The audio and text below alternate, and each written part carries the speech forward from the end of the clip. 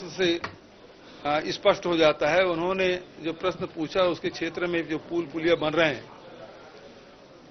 उसकी स्वीकृति कब हुई, एसओआर क्या है और टेंडर कब हुआ।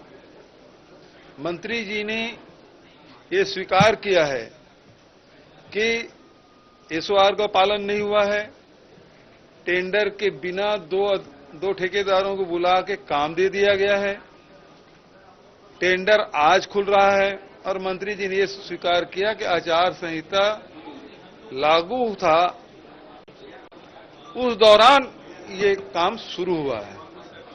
तो ये सीधा सीधा आचार संहिता उल्लंघन का मामला बनता है।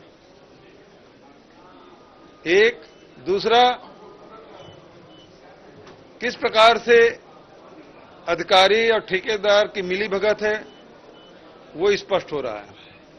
तीसरा, टेंडर हुआ है तो जो ठेकेदार काम कर दिया इसका मतलब है कि टेंडर केवल खाना पूर्ति के लिए है, किसी और को उसमें भाग लेने का मौका ही नहीं मिला। केवल वही दो ठेकेदार राठौर और भदौरिया जो हैं वही लेंगे।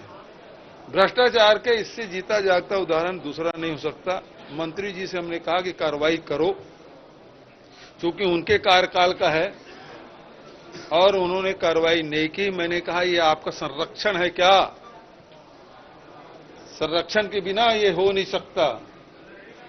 मंत्री जी चुप रहे और ये पहला मामला है भ्रष्टाचार का जिसमें विधानसभा में बेशर्मी के साथ मंत्री जी ने लिखित रूप से स्वीकार किया है कि हां ऐसा हुआ है और उन्होंने कोई कार्रवाई नहीं की। दूसरा उदाहरण, आज का दिन छत्तीसगढ़ के विधानसभा में काला दिन के नाम से जाना जाएगा, इसलिए कि संविधान के विपरीत जाके 12वें संशोधन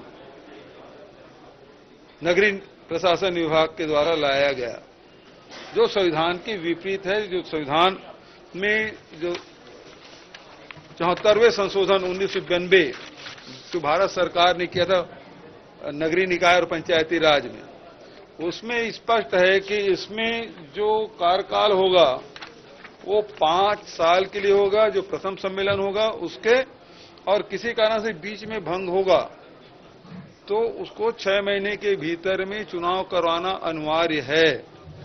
और इसमें कहीं ये प्रावधान नहीं है कि 5 साल पूरा होने के बाद भी आप चुनाव नहीं कराएंगे, ऐसा कोई प्रावधान नहीं है। और उसके लिए 6 महीना बढ़ाने का अमेंडमेंट यहां लाया गया है, जो भारत के संविधान के विपरीत है।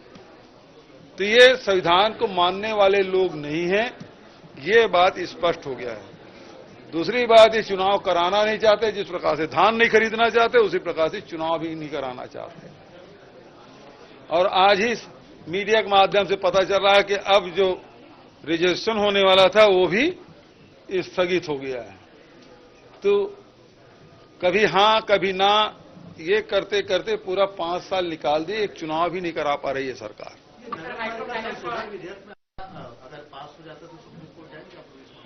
नहीं, कोई भी जाएगा, हम क्यों जाए? हम विधानसभा में बैठे हैं, इसलिए मैंने आसंदित कहा कि भाई अध्यक्ष महोदय, कम से कम आपके अध्यक्षता में इस प्रकार से संविधान विरोधी कोई काम या भारत सरकार ने कोई एक्ट पारित किया है उसके विपरीत हम जाके कोई प्रस्ताव विधानसभा में पारित न करें। मैंने अध्यक्ष जी से आग्रह किया, ट्रेजरी बेंच से भी आग्रह किया। जब उन्होंने अनुमति दी तब, और उसके बाद उन्होंने जब प्रस्तुत किया तब भी मैंने आपत्ति ली कि ये नहीं होना चाहिए, ये संविधान के विपरीत है। और ऐसे ही पंजाब सरकार ने और मध्य प्रदेश सरकार ने किया था और सुप्रीम कोर्ट ने उसे माना नहीं और उन्हें चुनाव कराने के लिए दोनों राज्यों को बाध्य किया। तो आपके पास उदाहरण भी है।